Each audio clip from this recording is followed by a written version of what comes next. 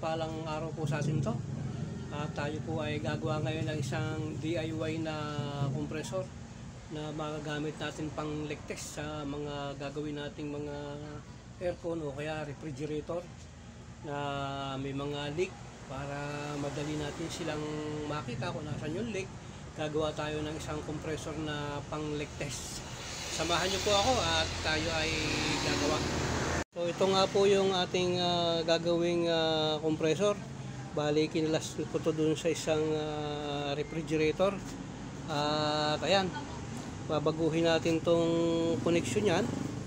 At dito natin ilalagay yung ating service valve dito sa discharge line. Dahil dito bumubomba ng hangin, so dito natin nilalagay. May ginawa na ako rito isang isang charging valve, ilalagay natin dito. Yan, bali ganyan po ang magiging forma niyan. Pero bago natin gawin yan, kukunan muna natin ng pressure ng compressor na to, kasi baka mamaya ay hindi siya obra. So ang gagawin muna natin, ayusin natin tong electrical connection na to, kasi ayan, hindi pa siya nakaayos.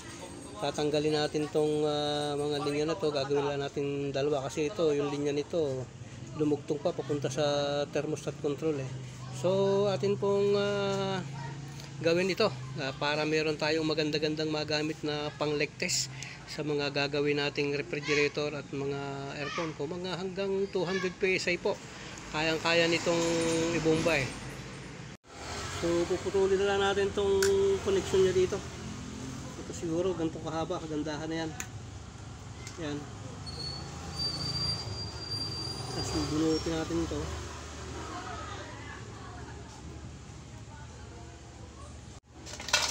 Ihigpitan lang natin tong lugar na to para matibay siya, hindi siya luwag.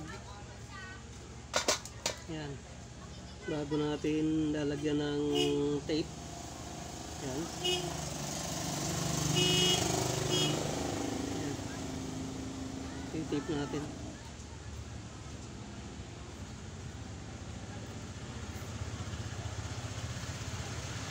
Medyo kakapalan lang natin yung tape nya para matibay. Tsaka dapat ang pag-tape medyo mahigpit para hindi siya maglulus. Yan. Bali kukunan natin to ng resistance gamit itong ating ammeter. Ilalagay lang natin sa ohms para makita natin kung okay ang resistance itong compressor na to. So ganyan, kukunin natin yung kanyang linya. Ito short lang natin ganyan. Ayan, kukunin natin siya ng ayan. So nakakakuha po tayo ng ayan, bali 20.4. Yan, 20.4. Bali ilalagay ko lang to sa amperes. Yan, lalagyan natin siya dito ng yan, isasabit natin dito yung ating clamp meter para malaman natin kung ilan yung amperahe nya. Ayan, so ipa-plug natin siya dito.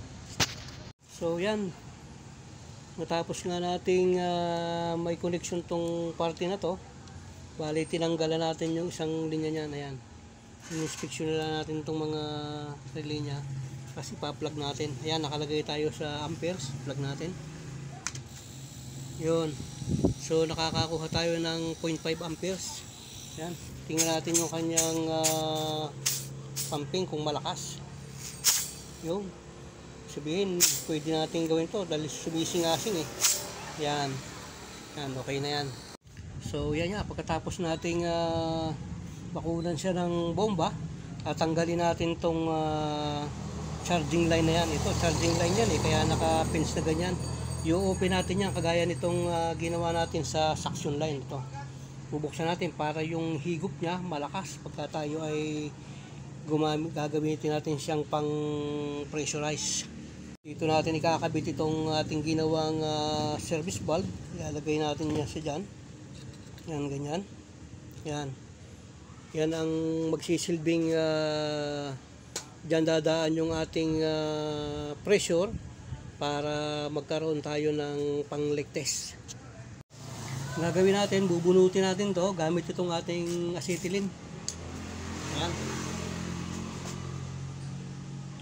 Magsisindi tayo.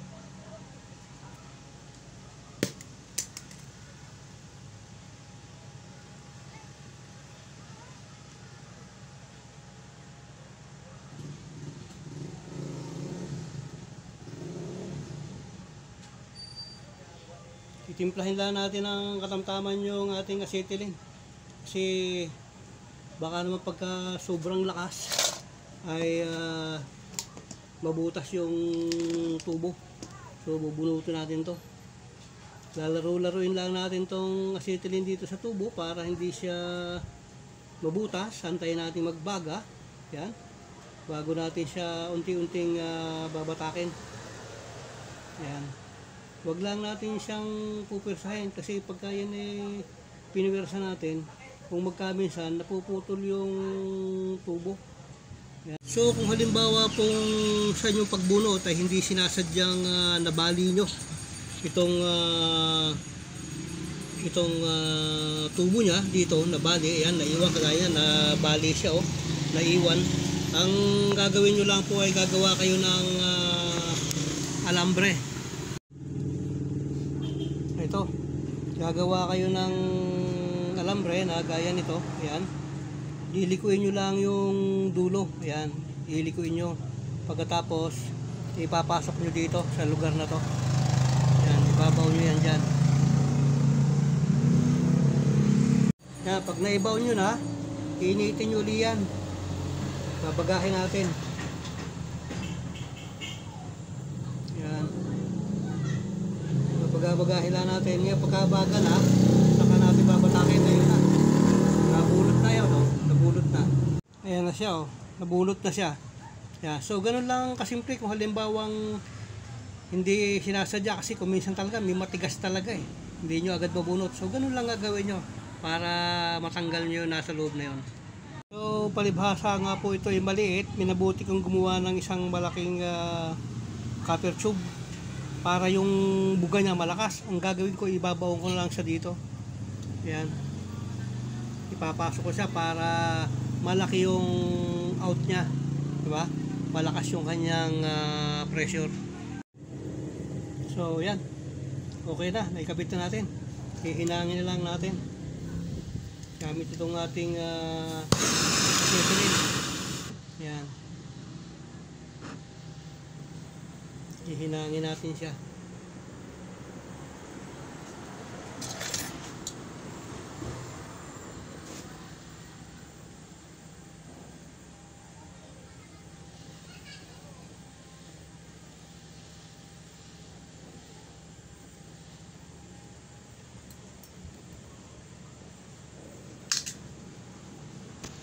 Pag nahinang natin, siguraduhin lang natin na maganda yung ating hinang. Kailangan talagang matibay yung kanyang hinang dyan. Kasi may pressure na dadaan dyan, malakas. Kaya kinakailangan yung hinang natin dyan ay talagang halos masabi natin na 100%. Yan. So maganda yung ating pagkakahinang na yan. Lalagyan na natin dito sa ibabaw.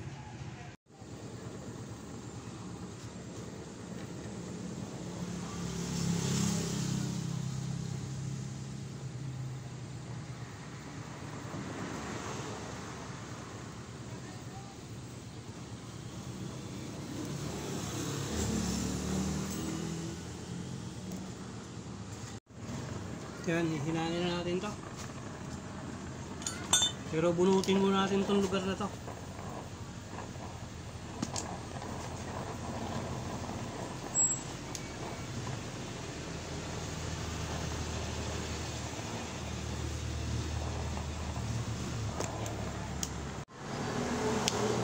So yan, tapos na nating hinangin. Hahayaan lang natin na bukas itong parte na to. para dalawa yung hihigop sa kanya. Pagka tayo naghihinang yan, siguraduhin lang natin na walang leak. Yan. Tapos na yung ating ginawang DIY na pang leak test natin. Yan, okay na.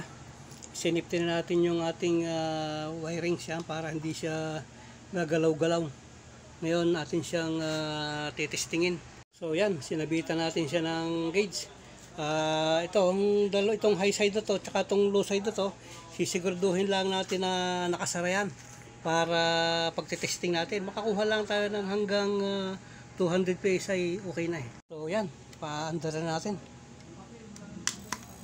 Yun, tingnan natin. Yun, oh, ang bilis niyang tumaas, oh. Ayun, oh. So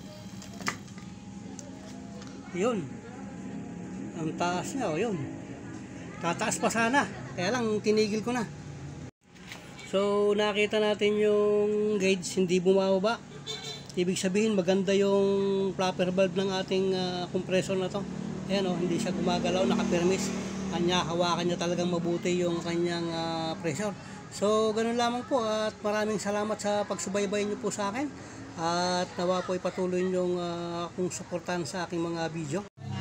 Huwag niyo po sanang kalimutang pindutin yung ating notification bell para lagi kayong updated sa mga susunod pa nating video. Paki-like na lang po at paki-share at comment na lang po dun sa inyong mga comment. Maraming salamat po at isa pong mapagpalang araw sa atin at nawa po ipatuloy tayong patnubayan at ingatan ng ating Panginoon. Maraming salamat.